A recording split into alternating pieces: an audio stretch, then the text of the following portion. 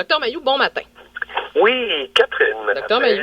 Et Serge. Bon matin. Avez-vous entendu ma conversation avec Robert Pilote tout à l'heure sur le Burkini? Non, je t'ai entendu beaucoup plus tôt. Ah, OK, vous avez raté... J'ai manqué parce que je suis rendu à Québec. Ah, bon, alors, d'accord. à partir de Donnacona, ça coupe. Ah, c'est dommage parce que on a eu une bonne prise de bec, Robert et moi, parce que visiblement, nous ne sommes pas d'accord sur le dossier du Burkini, qui fait énormément jaser. On pose la question, d'ailleurs, sur notre page Facebook. Après la chronique, Dr Mailloux, je vais aller lire des commentaires. Ça fait beaucoup réagir les femmes. Docteur Mailloux, en France, il y a certaines stations balnéaires qui vont interdire le Burkini. Je suis tout à fait d'accord avec cette façon de faire. Je m'oppose... je cherche le terme, je m'oppose fortement au port du Burkini au Québec. Ouais. Je suis profondément choquée en tant que femme et outrée d'entendre la ministre de la Justice, Stéphanie Vallée, dire que non, les femmes peuvent s'habiller comme elles veulent. Docteur Mailloux, à un moment donné, ça suffit. Vous vous positionnez comment là-dessus, vous? Voilà, attends un petit peu, Robert, qu'est-ce qui...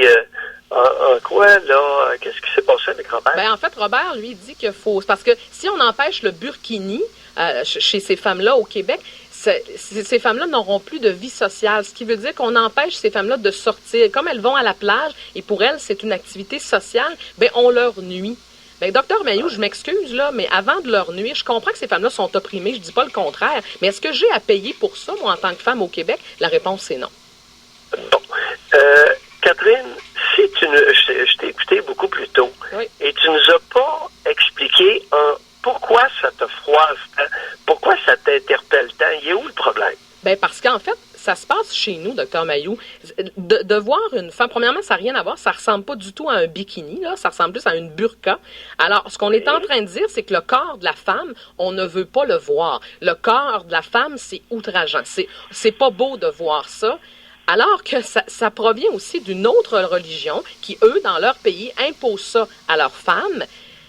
Docteur Mailloux, je trouve ça inacceptable. Ça fonctionne pas comme ça chez nous. C'est de briser la liberté des femmes au Québec. Je trouve ça épouvantable. C'est pas vrai qu'on va accepter ça en tant que femme. On n'a pas à m'imposer ma façon de m'habiller. Et ces femmes-là, ils choisissent de venir chez nous, qu'elles se conforment à comment on vit ici. Bon. C'est que le problème n'est pas bien positionné.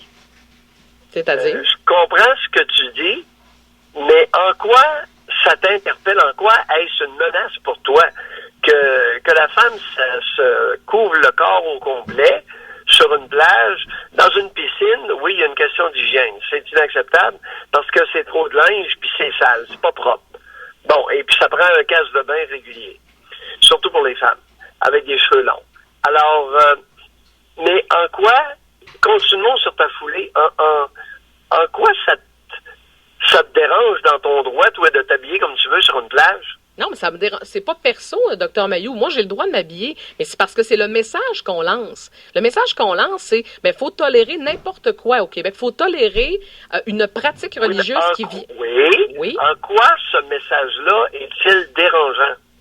C'est dérangeant en tant que femme parce que c'est une question de liberté. Les femmes, que ce soit en Arabie Saoudite ou ici, Docteur Mailloux, les femmes ont le droit de s'habiller comme elles veulent et c'est pas à des gens à décider comment les femmes doivent s'habiller. Oui, mais la femme qui se couvre le corps, comme une religieuse autrefois, ne te dérange en rien dans ton droit à toi de t'habiller. Non, mais Docteur Mailloux, allez, on va-tu passer 20 minutes? Je veux savoir ce que vous en pensez. Je vous explique pourquoi moi ça me choque. Ça me choque, Docteur Mailloux, en tant que femme. Ce que j'essaie de te dire, c'est que le danger réside dans l'éducation à leurs filles et à leurs garçons ici en Occident. Oui. Alors, l'importance, face à une problématique comme ça, de bien la camper. Alors, la femme, cette femme-là, en Occident, en France, à Montréal, au Québec, à Trois-Rivières, qui va aller sur une plage à manger comme ça. Oui. Comment éduque-t-elle sa jeune fille de 13 ans et de 14 ans? Et quel message envoie-t-elle à son fils de 14 ans? Le même, c'est un message de fermeture. Je veux dire, c'est clair, Docteur Mailloux. Il y a plus que ça. Mais allez-y, Docteur Mailloux, arrêtez de me poser des questions puis répondez. Attends un petit peu, là. Le problème est big, Catherine. Oui, je comprends. Si on s'énerve, ce monde-là va s'amuser avec nous autres. est face à un problème énorme. Alors, ce monde-là, les musulmans sont en train d'infiltrer l'Occident, dont ils veulent la mort, la fin. Oui. Ils sont en train d'infiltrer l'Occident, qu'ils blâment pour tous leurs maux dans leur pays. Oui. Dans plusieurs pays. La pauvreté, leur misère sociale, leur absence de richesse, excepté l'Arabie Saoudite. Alors, ils nous blâment, c'est de notre faute.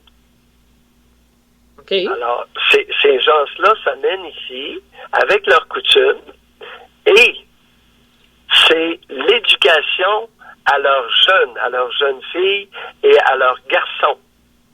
Quel message, et ça va être de plus en plus important de les interpeller. Ce matin, avez-vous appelé une musulmane de Trois-Rivières pour lui demander, hey, c'est quoi cette affaire-là? Vous vous en allez où? Et vous éduquez vos filles et vos garçons de quelle façon? Oui, OK, ça c'est parfait. Je veux bien faire ça, Dr. Mailloux. Parce que, attends un petit peu là, c'est que il y a eu toutes sortes de manchettes où des jeunes garçons ont eu des comportements là assez particuliers en Allemagne, en Norvège. Je me souviens plus. En Allemagne, c'est sûr, mais l'autre pays, je m'en souviens plus. Alors, la femme qui est couverte comme ça envoie un message à son garçon de 14 ans que celle qui ne l'est pas, c'est une salope.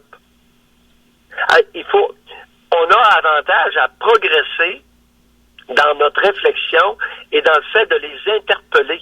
Ce n'est pas à la pièce tu vas perdre ton combat. C'est ce qu'ils veulent. Ils veulent utiliser nos propres lois, nos propres chartes contre nous. C'est important de bien comprendre leur jeu, Catherine, et de les interpeller. Écoutez, quel genre d'éducation, Madame la musulmane, qui est couverte, qui est voilée, tu donnes à ta fille? Quel genre d'éducation sexuelle tu fais avec ta fille? Qu'est-ce que tu lui dis en termes de contraception? Et la même chose avec le garçon. Oui, OK, parfait. Je veux bien, Dr. Mailloux, mais une fois... Alors, si on ne les interpelle pas et qu'on y va à coup de prohibition, à coup d'interdit à la pièce, nous sommes faits. C'est ce qu'ils veulent. Ce monde-là sont très bien orchestrés. Ils sont habitués d'envahir des pays, d'infiltrer des pays, et ils sont brillants. OK, fait que ça veut dire qu'on laisse faire ça. Chez nous, mais c'est parce que je comprends votre raisonnement. Les interpelle. Non, c'est pas ce que je viens de dire, Catherine. C'est que la première chose à faire ce matin, c'est d'appeler des musulmanes. T'es une femme. Oui, alors, ça va être beaucoup plus facile. Et on les interpelle. Madame, expliquez-nous ce qui se passe. Dr. Mailloux, pensez-vous que les femmes musulmanes, pour la plupart, vont vouloir nous parler? Pensez-vous qu'avec la façon dont on... elles n'auront pas le choix. Au lieu d'un interdit sur la plage, puis de voir arriver un gendarme, s'il y a des femmes journalistes qui s'amènent et qui disent « Madame, on aimerait ça comprendre votre comportement. Et expliquez-nous en quoi quel genre d'éducation vous donnez à votre fille de 14 ans et à votre garçon. Quel message vous leur donnez?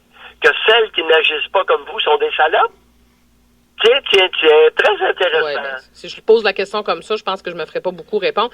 Une fois que c'est dit, Dr. Mailloux, OK, parfait, là, toute l'analyse est là, je vous ai laissé aller. C'est brillant, votre affaire. Je dis pas que vous avez tort, mais c'est parce que je me serais attendue de votre part à une position plus claire, parce que vous êtes souvent, dans notre émission, on a souvent parlé de l'espace laïque, du fait que vous vous opposiez à l'époque au fait que les femmes se présentent voilées pour voter. Vous avez été quand même dur à l'endroit de cette façon de faire-là. Et là, il y a des femmes qui portent le burkini sur nos plages, et je vous sens comme plus... je sais pas, comment le dire, relâché ce matin. Ça me surprend un peu de votre part. Non, c'est que le problème... dans l'espace public commun, on peut imposer de la laïcité, mais on peut pas imposer la façon de se vêtir ou de se dévêtir sur une plage. Okay, alors, parce qu'elles vont utiliser nos chartes des droits et libertés sur une plage, pas dans une piscine, sur une plage, et elles le savent très bien. Oui, mais on a affaire à du monde brillant. Oui, je veux bien. Ben, je sais pas. Là, tu comprends? Oui. Alors, si vous y allez à la pièce, alors dans l'espace public, il y a l'imposition de la laïcité. OK? Par contre, sur des plages, c'est différent. on pourra pas invoquer la laïcité pour forcer un vêtement particulier, parce que ça vient interférer. Et elles le savent, c'est carrément de la provocation. Ce monde-là savent provoquer. Ben, peut-être d'une certaine façon. Ils savent plus provoquer dans le sens de faire taire. Tu sais, lorsqu'on parle de censure, cette religion-là est passée maître dans l'art de censurer, surtout en Occident. Et le seul qui a ouvert son clapet légèrement, et on a tout fait pour le faire taire, c'est Donald Trump. Et après ça, on vient se lamenter à la pièce. Non. Il y a une façon d'aborder ce problème-là. Puis il y a le volet dont j'ai déjà parlé beaucoup, qui est la laïcité de l'espace public commun. Et l'interpellation de ce monde-là sur êtes-vous bien conscient de ce que vous faites? Deuxièmement, si vous ne l'êtes pas, nous autres, on est conscients. Si vous êtes conscient de ce que vous faites, on l'est tout autant. Oui, je veux bien, Dr. Mailloux, je comprends tout ça, mais j'ai l'impression que ce dossier-là, et je suis peut-être profondément dans le champ ce matin, mais en tant que femme, je pense que ça vient plus nous chercher. Vous, les hommes, d'une certaine façon, ça vous touche pas. Vous êtes moins touchés par ça. De voir une femme qui porte un burkini sur une plage au Québec, ben, je m'excuse, puis je veux pas faire de sexisme. Ben oui, Dr. Mailloux, en tant que femme, ça... Je ne suis pas d'accord. Non. OK, ben... C'est que ce matin, écoute, c'est outrancier comme provocation. C'est outrancier. Et malheureusement, c'est un problème qui touche les femmes, mais généralement, les femmes ont un très mauvais regard en termes de solution de problèmes, et tu l'as vu avec la ministre Stéphanie Vallée. Ben, c'est justement... Alors, je pense que ça va prendre une approche masculine pour résoudre ce problème-là. Oh, Dr. Mailloux, je suis pas convaincu là-dessus. À part réagir de façon émotive, je ne crois pas que le collectif féminin, d'ailleurs, appelle la responsable, notre grande dame du Conseil du statut de la femme, et demande-lui ce qu'elle en pense. Tu vas être buté à la pauvreté solutionnaire de cette femme-là. Oui, mais Dr. Mailloux, les hommes, jusqu'à maintenant, ont fait quoi de plus? Qu'est-ce que les hommes ont proposé? On avait une commission à l'époque qui s'appelait la commission Bouchard-Taylor. On l'a tabletté, ça venait d'hommes. Qu'est-ce que les hommes ont fait de plus dans ce débat-là jusqu'à maintenant? Alors, moi, je suggère deux choses. La laïcité de l'espace public, ça, c'est un point, oui, parce qu'il y a urgence. Il y a urgence de ce côté-là. Deuxièmement, de les inviter à discuter et non pas de courir après eux avec des interdits. Vous faites fausse route. Mais est-ce qu'ils veulent? La France, malheureusement, sur ce point-là, vient de se gourer. C'est pas un moyen efficace. C'est que les musulmans, brillants comme ils sont, ne voulaient que ça. Oui, mais Dr. Mailloux, on fait quoi avec des gens qui viennent nous provoquer chez nous? Vous dites qu'on va discuter. Est-ce qu'il y a ouverture à la discussion? Est-ce que vous pensez vraiment ça ce matin? Oui. Oui? Oui, ah, bon, oui, ben, oui. Tant mieux. Non, on n'a pas le choix. Ben, on n'a pas le choix. Vous les avez fait entrer, alors je vais devoir les interpeller. OK, vous, c'est qui vous, là? J'ai pas fait entrer personne, moi, c'est tranquille. Vous acceptez-moi. Ah. Vous acceptez-moi. OK, Fut un temps où j'étais le seul à mon corps défendant d'affirmer, il y a déjà une décennie de ça, que l'islam était un cancer de société. Et la Ligue des maudites bonnes femmes d'Ottawa m'a blâmé, a adressé un blâme à la station C'est cassé pour me faire taire là-dessus, sans jamais me demander ce que j'ai voulu dire. OK, bon. Alors, je l'ai fait à mon corps défendant. Et j'étais le seul à dire que l'islam, comme toutes les grandes religions d'ailleurs, sont des cancers de société. Mais qu'est-ce que Mailloux voulait dire, cette espèce de fou? Le fou, on va le laisser aller, on va le retrouver demain. Écoutez, vous me laissez perplexe ce matin, mais j'accueille ce que vous me dites, mais je suis en partie d'accord. Mais écoutez, alors, on est rendu maintenant qu'on a fait preuve d'aveuglement volontaire. Ça va prendre de fortes approches stratégiques masculines pour contrer l'infiltration sur noir. Ah oui, bon, ben parfait. Ben, on va les attendre, vos stratégies masculines. Parfait, parce qu'à date, ça donne zéro résultat. Mais ça me fait plaisir de les entendre. Non, vous l'avez pas essayé. Ben, on l'a pas Tu essayé. n'as pas contacté de musulmane de Trois-Rivières ce matin. Attends, mais c'est pas ça que je veux vous dire. Je parle de globalement. Alors, on les amène en onde. On les emmène en onde et on les présente. On les interroge sur leur méthode éducative pour les jeunes filles, Parfait. pour les jeunes garçons, la violence intrafamiliale, jusqu'à quel point qu'elle frappe les enfants. Ouais, oui, ben oui, On les interroge sur la contraception. c'est bon. En fait, je prends des Oui. notes, là. Alors, ça commence à faire pas mal. Là, Catherine, puis une fois que tu auras fait ça, Oui. rappelle-moi.